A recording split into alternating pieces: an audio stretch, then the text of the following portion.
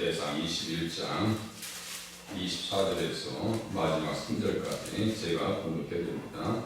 다윗 왕이 오르난에게 이르되 그렇지 아니하다. 내가 반드시 상당한 값으로 사리라.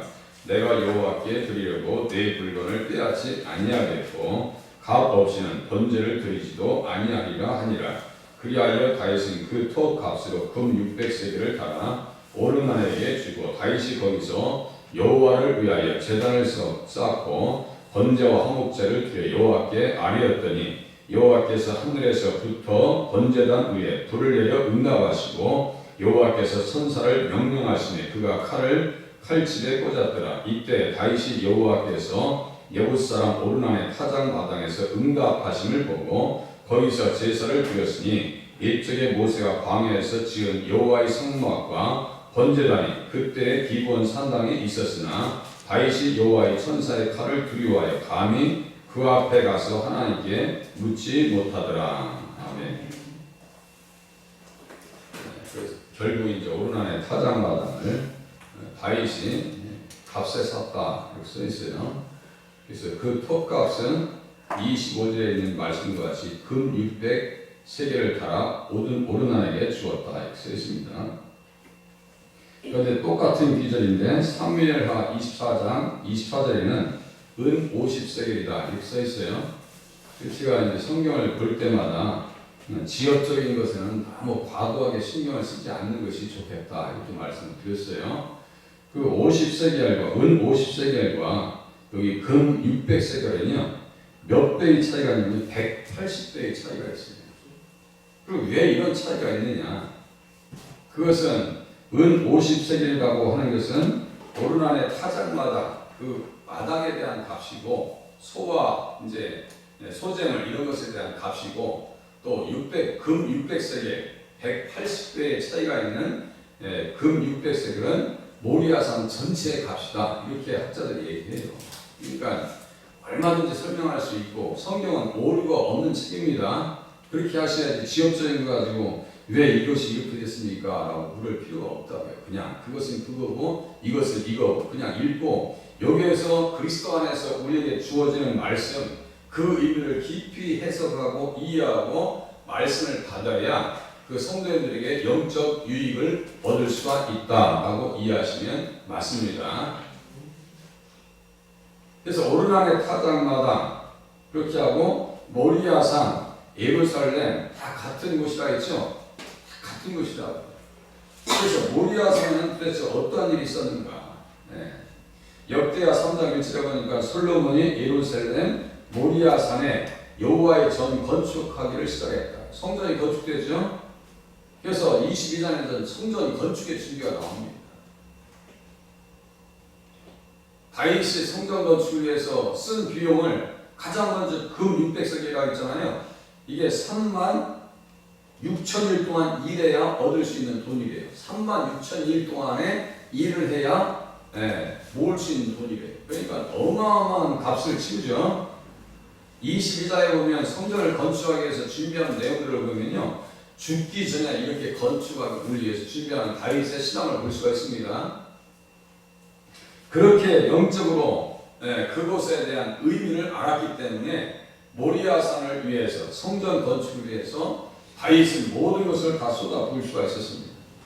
오르난의 타작마당 모리아산 특별히 모리아산 하면 어디가 생각나셔야 돼요? 창세기 22장이 생각나셔야 돼요. 아브라함이 이삭을 번제물로 드렸던 그곳이 바로 모리아산이라니까요. 이곳에 예수님이 십자가 달리신다니까요. 그러니까 이삭은 누굴 보여주는 거예요? 그 번제물을 통해서 번제단을 통해서 예수님을 보여주고 있는 거예요. 그러니까 성경에서 직접적인 방법이든지 간접적인 방법이든지 또 일들이 일어난 사건을 통해서든지 예수님을 그 안에서 연결해서 볼 때 우리가 얻을 수 있는 영적 유익이 크고 확대되어질 수 있고 우리에게 얻을 수 있는 것들이 많이 있다 이렇게 말씀을 드릴 수가 있어요.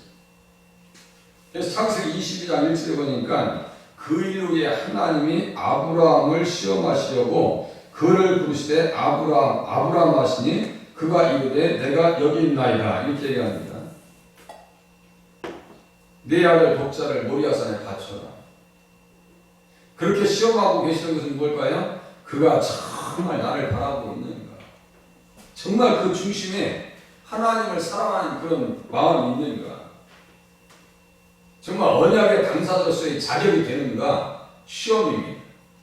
우리가 시험을 자주 받습니다. 그 시험을 받는 것은요, 한 단계 한 단계를 높이려고 하시는 하나님의 숨은 의도가 있다라고 하는 사실 또한 깨달으실 수 있기를 바랍니다. 처음에 신앙생활 할 때 시험 받았던 것과 지금의 시험을 받는 양상이 달라요. 전혀 다릅니다. 신앙이 자랐기 때문에 지금 우리가 당하는 시험하고 다르다니까. 처음에 받았던 시험하고 달라요. 시험이 오면 한 단계 믿음을 하나님께서 업그레이드 시켜주는구나. 컴퓨터를 사용하다 보면 계속 업데이트 해야 된다. 프로그램도 윈도우 7에서 뭐 10에서 11, 윈도우 8 계속 올라갑니다. 지금 뭐 12까지 나왔다고 하는데 11, 제가 10을 쓰고 있으니까 계속 업그레이드 돼요. 기술적으로 우리 신앙도 어떻게 되냐면 다시 계속 업그레이드 되어져야 돼요. 듣는 신앙에서 보는 신앙. 그것도 믿음의 눈으로 보셔야 한다는 얘기예요. 그냥 실질적으로 60년으로 보는 것이 아니라, 여기 그랬잖아요. 예전에 내가 말씀을 귀로만 듣던 이제는 하나님을 보게 되었습니다. 이 업그레이드 되는 신앙을 가져야 한다니까. 그것이 어떤 신앙이에요? 여호와 이레입니다. 여호와 이레요. 그것은 하나님께서 보여주셨다는 뜻입니다. 얘기하셨다는 뜻도 맞지만 더 정확한 뜻은 하나님께서 보여줬다는 얘기예요. 무엇을요? 예수님을 보여줬다는 뜻입니다. 그것이.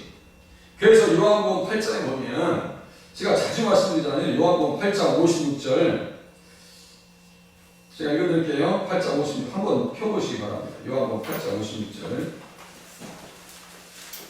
오늘은 좀 펴보실 때가 꽤 있으신 것 같아요. 그렇게 하고 제가 새벽에 끝나면 영상 편집하고 밑에 더보기에다 다 올려드려요. 여기 7시 되면 보내드리고 합니다. 지금 어제는 시간이 늦었었는데 일이 있어서 8장 56절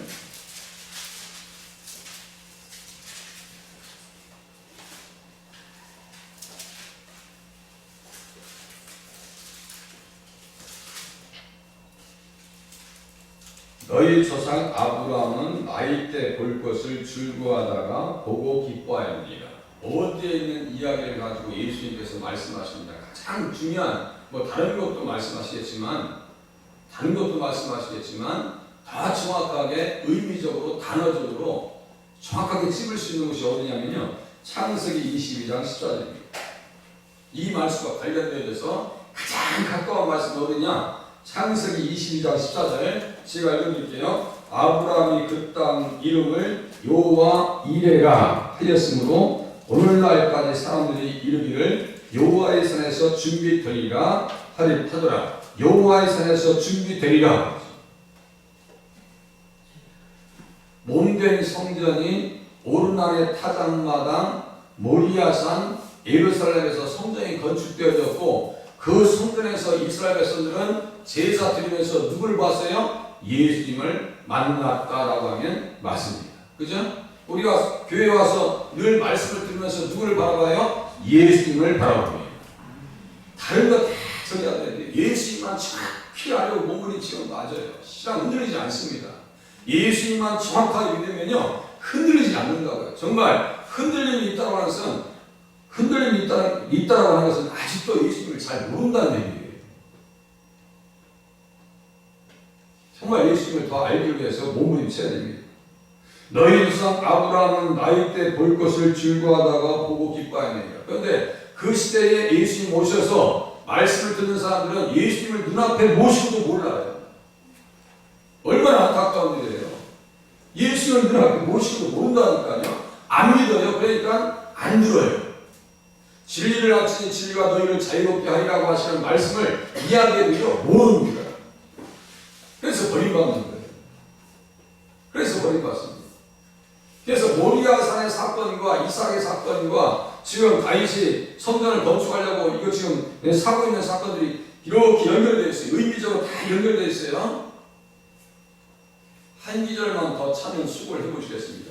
히브리서 11장 보시겠어요. 히브리서 11장 천천히 찾으셔야 돼요. 새벽에 오시는 분들은 신앙이 있으신 분들이기 때문에 찾는데 스트레스를 안 받으실 거예요. 히브리서 11장 17절 이하 보세요.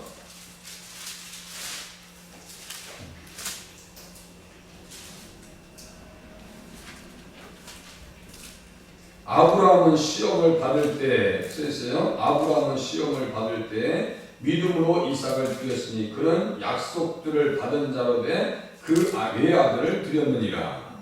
써있어요. 드렸어요. 다윗도 지금 36,000일의 품삯에 해당되는 돈을 하나님 앞에 드렸네요. 그죠? 드렸어요. 그래서 불로 응답 받았어요. 응답 받습니다.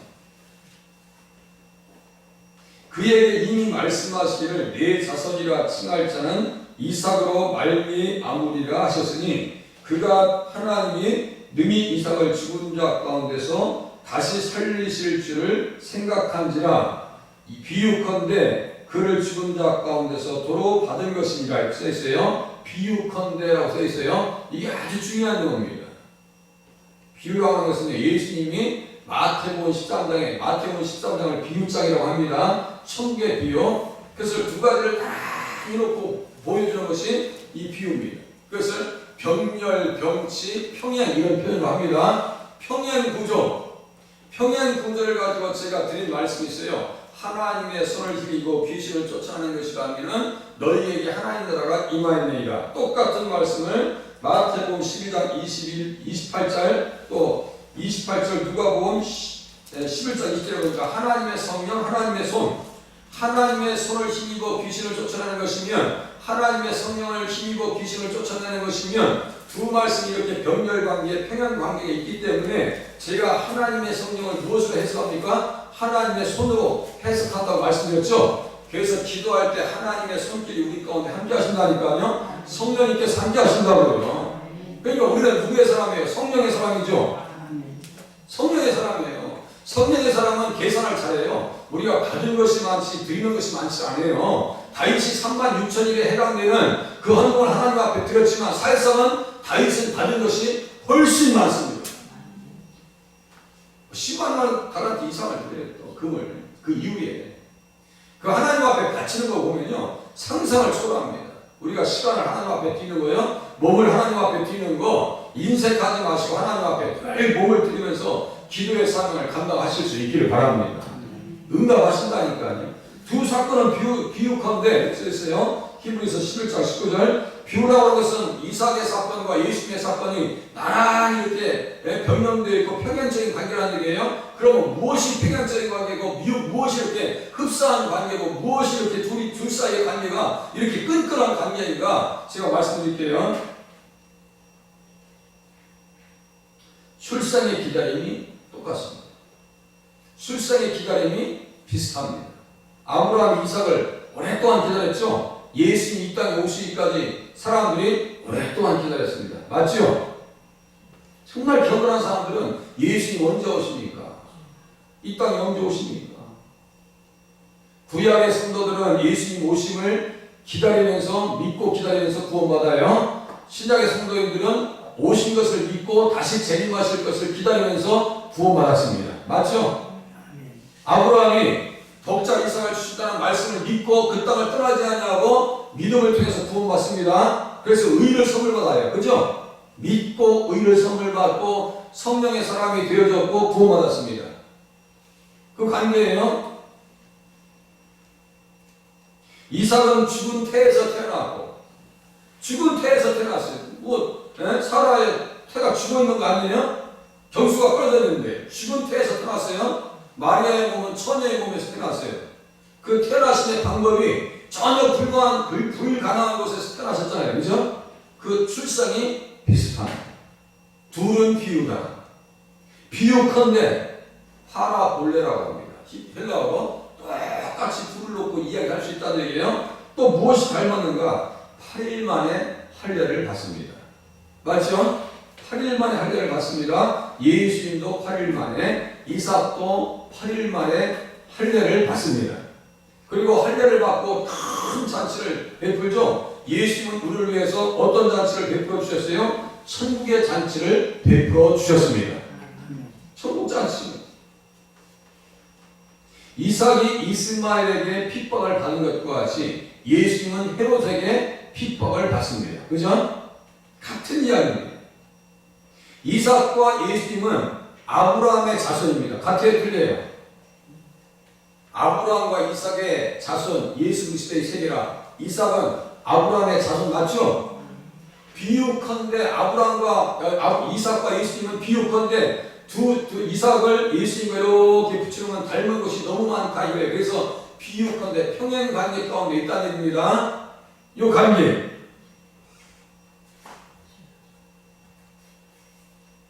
둘 다 아브라함의 자손입니다. 이삭도 독자입니다. 예수님도 독자입니다. 독생자라고 해요. 독생자. 둘이 다 산에서 드려졌습니다. 모리아 산에서 드려졌고 같은 곳에서 예수님께서 희생제물로 드려졌다고 말씀드렸어요. 같은 곳에서 희생드려졌습니다. 드려질 때 아버지의 자비라고 하는 것은 찾아볼 수가 없습니다. 아브라함 이삭을 주려고 할 때 아버지의 자비가 느껴져요? 안 느껴요. 어떻게 아버지가 나를 칼로 죽일 수가 있어요? 칼로 죽이려고 할 때 하나님께서 금하셨으니까 이삭이 살아났죠. 그 순간에 아버지의 자비는 없습니다. 예수님이 십자가에서 달려 돌아왔을 때 나의 하나님 어찌하여 나를 버리셨나이까 하나님의 자비라고 하는 것은 찾아볼 수 있어요? 없어요? 없습니다. 누구 때문에요? 나 때문에. 이 사실 앞에 감사하시길 바랍니다. 감동을 받으시길 바랍니다. 나 때문에 예수님 버리셨고 이삭을 그렇게 무자비하게 번제물로 드리려고 하시는 것은 아브라함을 구원시키기 위해서 이 땅에 오시는 예수님이 그 갈보리산 모리아산에서 희생당하실 것을 아브라함에게 보여주기 위한 하나의 장치였습니다. 똑같아요. 둘 다 죽음에서 자유롭게 되어집니다. 그리고 3일 만에 3일이라고 하는 숫자 같아요. 3일이라고 하는 숫자.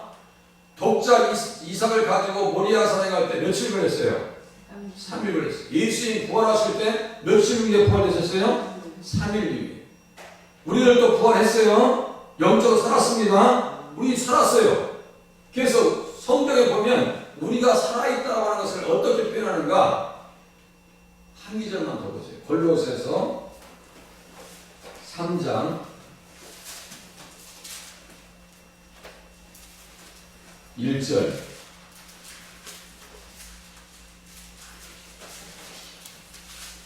영이 살으면 육신도 삽니다. 영적인 현상은 육적 현상까지 동반시킵니다. 영혼이 살면 육신까지 살아서 천국에 들어갑니다. 영혼이 죽으면 육신까지 살아서 영원한 지옥불에 들어갑니다. 골로새서 3장 1절. 그러므로 너희가 그리스도와 함께 다시 살리심을 받았으면, 여기 써있죠? 함께 살렸다니까요. 함께 살려주셨다니까요. 3일이라고 하는 숫자. 요나가 3일 만에 물고기 뱃속에서 나오죠? 3일입니다. 또 호세아서 6장에 보니까 어떤 말씀이 있는가? 제가 읽어드릴게요. 여호와께서 이틀 후에 우리를 살리시며 셋째 날에 우리를 일으키시리니, 셋째 날에 우리를 일으키시리니, 누구와 함께 일으키세요? 예수님과 함께 살려주셨다는 사실을 그런 방식으로 우리에게 이야기를 해주고 있습니다. 3일 만에 부활하신 것은 누구를 살리려고요? 나를 살리려고. 나를 살려주시려고 예수님이 십자가에 달리셔서 3일 후에 살아나셨다. 살아난 이후에 보세요. 이삭은 비유컨대 그랬잖아요. 3일 만에 아버지의 집에 갔죠. 아브라함의 집에 갔어요. 오는 길이 3일 걸렸으면 가는 길도 3일 걸렸을 거 아니에요. 3일 만에 아버지의 집에 갔어요. 예수님 어떻게 하셨어요? 아버지의 집에 가셨다고 성경에 써 있습니다. 요한복음 14장에도 똑같이 그 말씀을 쓰고 있어요. 네.